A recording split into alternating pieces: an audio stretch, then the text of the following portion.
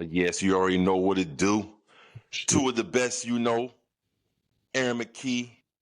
What up, y'all? Steph, Ronin. AEW Weekly Review. Top 5 storylines. Let's get into it, man. Let's go. Let's go ahead and kick off with, top 2 storylines that I got from Collision, which was phenomenal show. Collision gave me dynamite-esque vibes.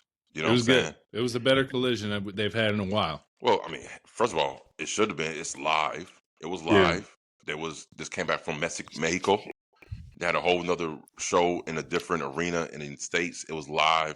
It was good. A great show. So the number one storyline that I've gotten, with AEW this week, Jon Moxley, Chris Statlander. I told you, bro. I told you. No, you ain't tell me. I already knew this shit was coming, bro. Holy shit. She turns around after she rejected Euler, just fucking treats Euler like a fucking like a redheaded stepchild, bro. Everyone does. It's funny, bro. It's like, get out of here, Euler. Yeah. She turns around, drops her phone. Jon Moxley there picks it up and says, "Don't let anybody tell you how to be you." Yeah. And walks off. And I said, ain't that something? Now, storyline. Fast forward to Dynamite. What happened, bro? Casino Gauntlet qualifier, baby. Do you think Marina Shafir came out there to help Chris Statlander, or do you think it was just a coincidence? She came out to help, bro. Okay. Do you think Chris Statlander knew that she was going to come out there to help? Maybe not. That's a tough one. She ain't in the fold yet, if you will. She's getting there, but she's not in the fold yet. Well, here goes another question I'm asking for you. I love doing this. Will Chris Statlander be the unknown reason that Hangman loses the title at all? Doesn't win the title all in? No, I think the Death Riders help Chris Statlander win the Casino Gauntlet at all in. Okay. Well, I think that Chris Statlander is going to be the reason why Hangman Page doesn't win the title. That'd be interesting. Nut shot from the back, from anywhere. The old low blow. You know what I'm saying? And he never sees it coming because they don't know that Chris Statlander was going to be a part of it. This is when she officially makes her Death Rider debut, when she helps Jon Moxley retain that title. Man, I hope that happens on All In so bad, bro. I want it to happen so bad. You do? So you really don't want Hangman to win? You want Moxley to win? No, because I wanted fucking Will Ospreay to win at All In, goddammit. So I'm still mad about that. So Hangman, cowboy shit is going to be in some cowboy dog shit. Come All In. And Jon Moxley is retaining the belt. The belt is staying in the case, y'all. Man. Do you think that's what's best for business? Do you think it would actually make it people like, yo, I want this guy to lose even more now? Like he has to lose. If you take that like Floyd Mayweather, everyone paid to watch him box to lose. That's all they cared about was this man losing. That's true. And Moxley's already that. Yeah. So we are all tuning into All In to see this motherfucker lose. But just like Floyd Mayweather, he don't lose, my guy. He's got too many.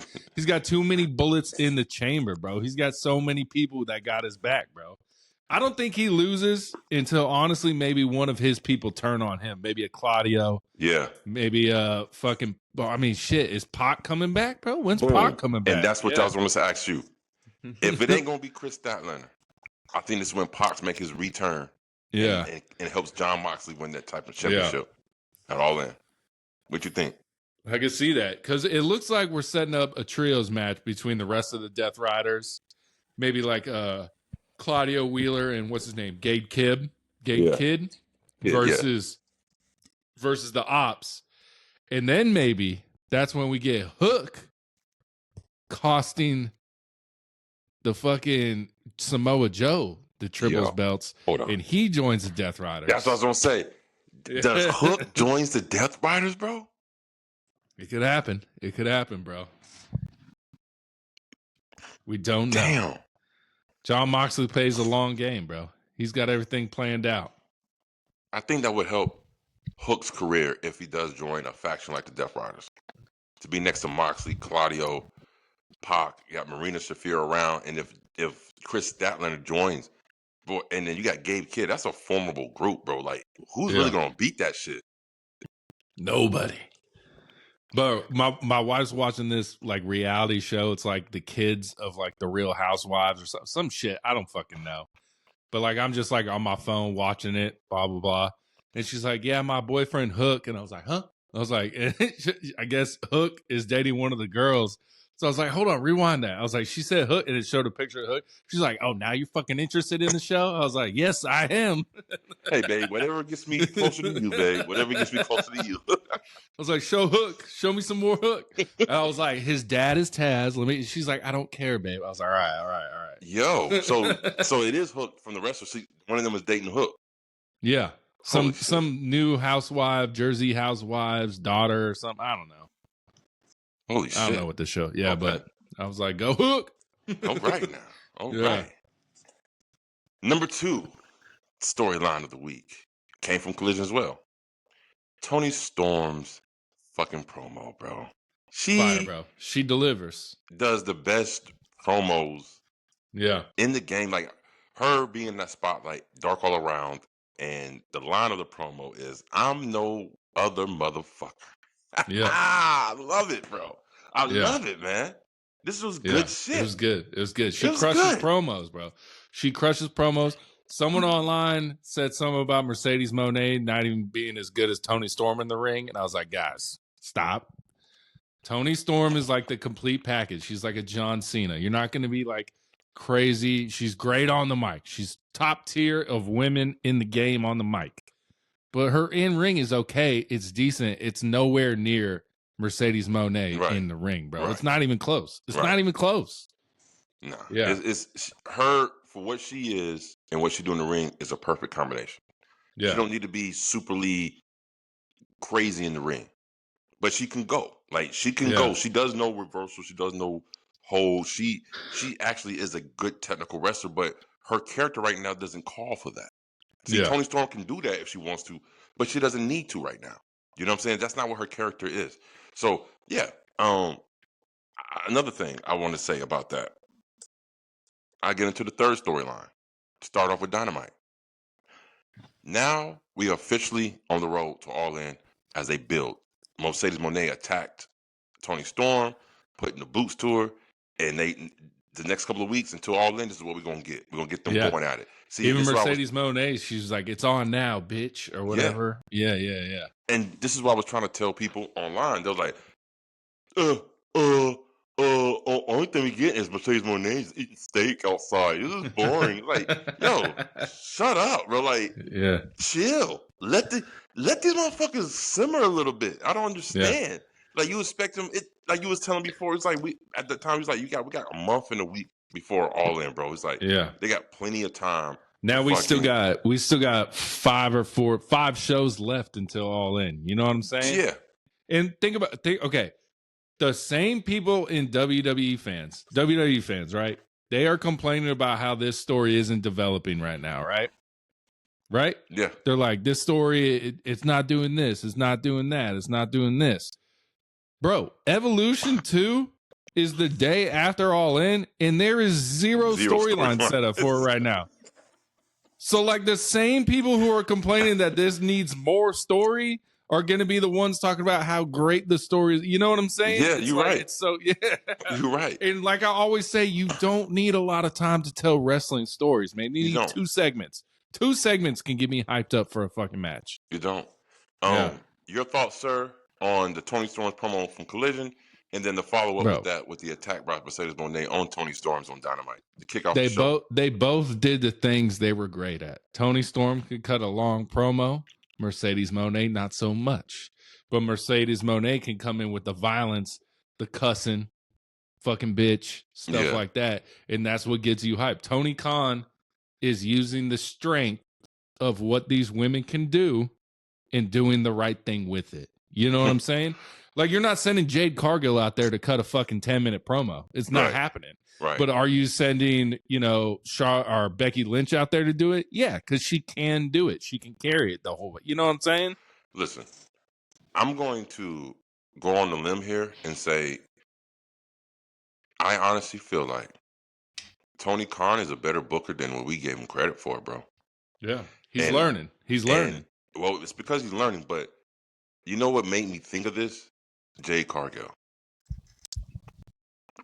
Jade Cargill, when she was in AEW, they knew exactly. They Goldberg Jade Cargill in AEW.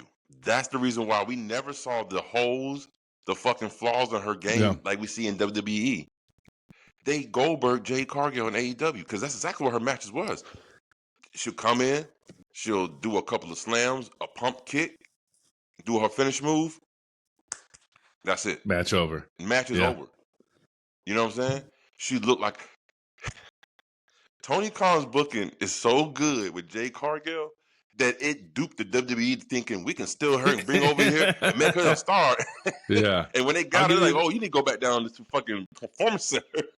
Here's another example why Tony Khan could be a better booker. Ricochet, bro. Yeah. By far. People who say Ricochet is this and that is bad, that's the definition of a hater. There is no way for you to sit here and tell me that Ricochet is still bad on the mic. Really? Like, what are you looking for when you're saying these things? You expect him to be a John Cena on the mic? No one can be John Cena on the mic. That's why he's a GOAT on the mic. But damn, Ricochet ain't bad on the mic. He's good. He's been hitting on all cylinders. Mm-hmm. One of the top heels in all of the industry alone. Period. He was even a heel in a tag match with AR Fox, bro. He turned heel on AR Fox, bro. Mid-match. I'm done with this. My hands clean. He talked AR Fox into being his tag partner and then turned on him during the tag match, bro. During mid-match. So now what that means, we're going to get an AR Fox and Ricochet match, and that's going to be fucking fire. Bro, it might steal the show if it's at All In. Ooh, might steal the show. Wait a minute. Now you take it to a whole nother level. All In? You know there's going to be 18 matches on All In, bro. You know what's happening, bro. You're right. There's going to be a lot of matches, but we got Hurt Syndicate already and Jet Speed. Right. It looks like we're getting MJF versus Mark Briscoe. That's what it looks like. Right. I think that's where we're going. Wait. Hold on. Yeah. Say that one more time. You said MJF versus Mark Briscoe. You think that's what we getting? At All In. Yeah. Because the word on the street is MJF's been pulling for a Mark Briscoe match for years. Why? He just really wants to work with Mark Briscoe. Okay. And he said, what do you got? You got a tiny little kosher pickle or something? Bro, what did he say? Bro, they started chanting kosher pickle. And like Bobby Jesus. and Sheldon started dying laughing, bro. They couldn't stop laughing, bro.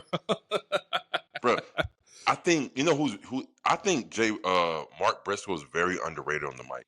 I think he doesn't get enough credit because he can actually cut a great promo on the mic. And his style, it fits his character so well, you know what I'm saying? Yeah. He's like, so I guess you wanna sit here and talk about me? Well, let's talk about you. You're always so overly broad. Make me want to think you got something to subsidize with. You know what I'm saying? Like, I was like, yo, this motherfucker's snapping on his ass. I think Mark Briscoe costs MJF the Casino Gauntlet match next week. Mark Briscoe, MJF All In, bro. Book it. Book it. Then we get the Casino Gauntlet matches. Men and women. Do you know this is the first women's Casino Gauntlet match in AEW history? That's nice. We'll get that. That's nice. So Chris Statlander's winning it. It's going to come down to Chris Statlander and probably Willow Nightingale. What do you think about that? Well, Willow just lost it, though. In the qualifier. Sorry. Yeah, that's right. Yeah. She lost. She can't. Well, she can still... No, that match is for her to be who was the number one. Okay. Those matches was who would start the match at number one. Because, again, this is not like the Royal Rumble. You want to be earlier in the match because the match you get a pin, it's over. At any time. So the first entry... that was what they were for. So Willow Nightingale will still be in the Casino Battle Royal, but she just won't be number one. Okay. So, yes. Well, and then go on to the match card of All In, which goes into my third storyline of the week. Will Ospreay, Swerve Strickland. Boy. We called that motherfucker on the head, you called it. I didn't call it. I still thought they were called this shit on the head, bro. I was still going Will versus Swerve, but man, bro, this match might steal the show, honestly. We get, and it's for the EVP title, bro. Man, what you think about this shit, bro? What you think? I hope the Young Bucks win because I like their character as the EVPs. But man, could you imagine if they lose that power, bro? The way they started off Dynamite, they're like, "Hey, Will, you got the match right now, big dog. Get out there." And you know what? It comes out again. This was beautiful production.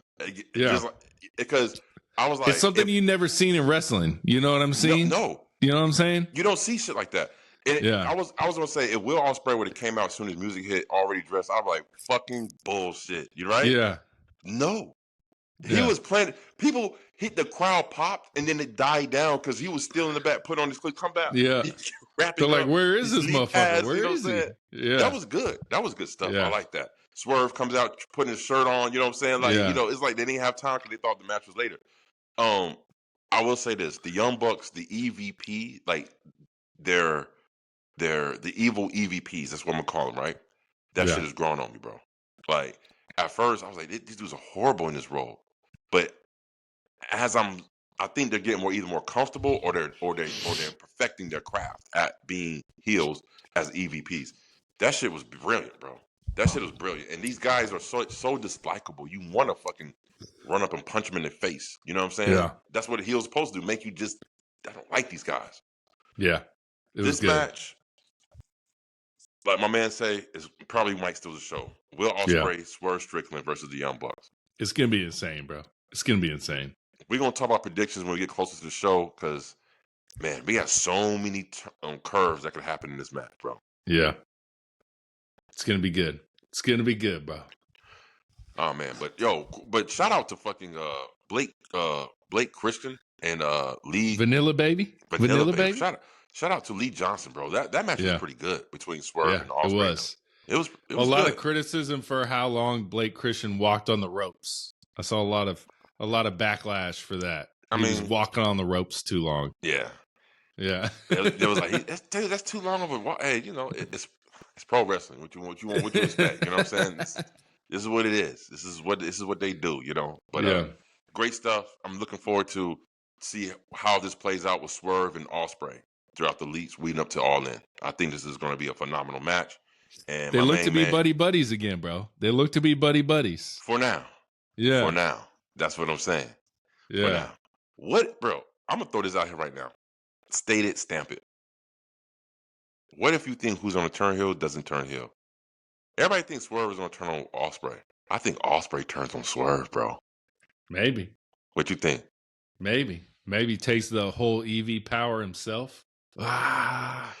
Okay. It'd be dumb for that Will Ospreay to turn heel though, because he's the most over wrestler beside him and Hangman Page are 1A, 1B, and then number 2 is Swerve. So right. it would be dumb to take that away from Will Ospreay right now. Yeah, you're right. But you never know. You never know. Which gets into my fourth storyline of the week. And we talked about it, and they already teased it, and it's going to happen.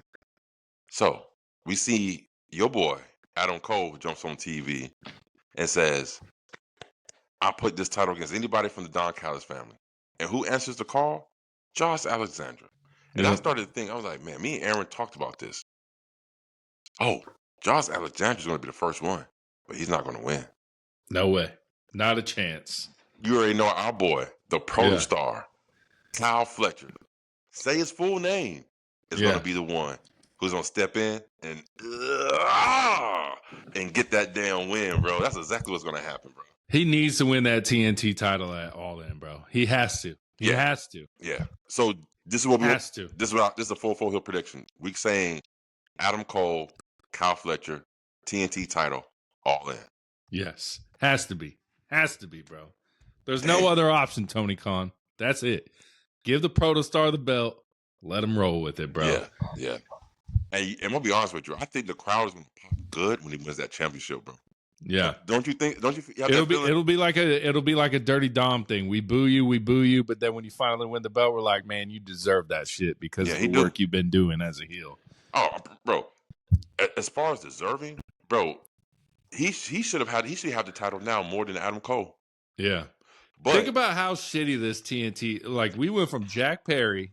Yeah. To then we went to Daniel fucking Garcia. Yeah. Then we go to Adam Cole. Yeah. Give that belt some prestige and put that shit on Kyle Fletcher, goddamn. And you know the funny thing is that out of the 3 names that you just listed, Jack Perry's run was the best one. It was. He changed the belt, came from the bus, like it had aura. You know what I mean? And he actually defended a lot more. Oh, like every week. He was defending it like every week, bro. Every week. Yeah. So Daniel Garcia's run with that title, not so much, bro. It was And Adam Cole, he at all, nothing. So, but I guess you do need a credible veteran to get the belt off of to put on to the young up-and-comer. And Adam Cole is only relevant when he's around other people, like a feud with Pat McAfee or being MJF's best friends or being a feud with MJF. Ooh. That's the only time Adam Cole's relevant, bro. Other than that, he's just this. They're going to eat you alive on the IWC. Fuck that. I'll post that one first, bro. I don't give a fuck. Post to Adam Cole is only relevant when he's with somebody of relevancy. Yeah. Adam Cole, baby. Shut up. Oh, shit. Oh, yeah. Give the belt to Kyle Fletcher, goddammit. That's the right thing to do. That's what we need to see, some Kyle Fletcher. Now, my 5th storyline of the AEW week, it was in the background, very subtle. But I got goosebumps when I saw it. I said, damn, it's happening before our very eyes. And I'm talking about our boy, Takeshita, facing off with Okada in the back, saying, this is only temporary. I saw that, bro. He's like, you're not a full member of the Don Callis family. This is only temporary. I like that, bro. I like that. Bro, Takeshita is turning face soon. So, but does that give you a hint that maybe Omega's losing that All In? Because then you want the belt on Okada to go against Takeshita. That's a good question, bro. Yeah. It puts you in a pickle, bro. Because it's like, are you just going to have the rivalry without the belt? Or like, I mean, they have enough history to where they could have the rivalry without the belt, but having the belt will put the icing on the cake, don't you think? Mm-hmm. Okay, so can you see Kenny Omega losing against Okada at All In? Not at All In. See that? Not with the way that crowd's going to react to Kenny Omega, you know? Are we even going to see Kenny Omega before All In? Are we going to see him? We saw him last week. I know, but he got fucked up last week. Yeah, he did. He was spitting blood like yeah, he did. A whole lot of Kool-Aid coming out that mouth. Yeah. Yeah, but I mean, damn, that's a good question, bro. Yeah. I'm interested in seeing how all this plays out. It's going to be interesting. Yeah, maybe. I can't see one thing about AEW that's always been like this with me. It's like, it's unpredictable. You really don't know where this shit is going sometimes. Mm-hmm. Not because we don't understand. It's because we just can't predict it. It's so many different avenues it can go. And all of it makes sense. And if the Don Callis family wants those other people to be big names, like the Josh Alexanders, the Rocky Romeros, they got to get away from Takeshita and Kyle Fletcher. They gotta branch off. They gotta get out of there. Yeah. That way, Don Callis, Kyle Fletcher and Takeshita don't need a mouthpiece. The other people do. That's what Don Callis should be there for. You know what I'm saying? Right. Vice, well, RPG Vice, and I think they got something there. I was looking at it last night, and when his intro came out, his song, the whole the aura that they trying to, I see it now. I think they got something there. They just got to stick with it and don't give up on it. Like, I think sometimes Tony Khan, like you say, he gives up on storylines too fast, too easy. He just like, oh, this ain't working, throw it away. Like, give that shit some time. Like, he gave the Death Rider some time. Give RPG Vice some time, because I guarantee you they got something there. I can feel it. I can see it now. At first I didn't see it. I see it now. They got something there. He gives up on shit too early, but then other times, Gates of Agony, he holds on to too long. I'm like, get rid of these motherfuckers, bro. You don't like Gates of Agony? I'm not a fan, bro. Wow. I'm not a fan. Wow. Not a fan. Not a fan of I can't think of his name. Or I wasn't a fan of the new guy returning on Dynamite. What was his name?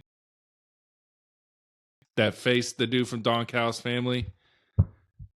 Okada's biggest rivalry or whatever now. What's his name? God damn it. I can't think of his fucking name, man. But the Asian fella. It's like Ishibata or something like yeah. Something like and that. I was like, y'all was cheering this shit. It wasn't even that good. It wasn't even that good. I don't know why all these New Japan wrestlers come over. And then it's nowhere near what their New Japan matches used to be.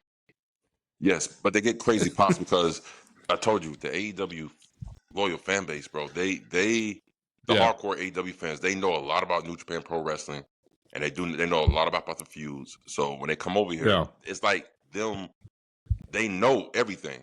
People like us, we only watch the main show. So when they come, I remember that guy because he was in AEW before, but when he came out, I didn't pop like, oh shit, here he comes. I'm like, oh yeah, you know what I mean? Like cool, bro. Yeah, exactly. Yeah. Exactly. So, yeah, I really think it's just the hardcore fan base of AEW. They really know their shit. Yeah. Them motherfuckers. Takeshita turning face is what we wanted, bro. That'd be crazy, bro. And that would be his exit out from the Don Callis family. Yeah. So. That'd be crazy. Do you want to see Kyle Fletcher as a face? I mean, he's like one of the bad guys you like. You know what I mean? Right. Yeah. He be chilling. He's good where he's at. He can be an asshole, and the fans either love him or hate him type shit. Yeah. Yeah. Man, shoot. Let me see here. That's pretty much top five storylines of the week for me, bro. All right, bro. Let's go, y'all. Like, comment, subscribe. WWE Top 5. Word on the street. Coming at y'all. Peace.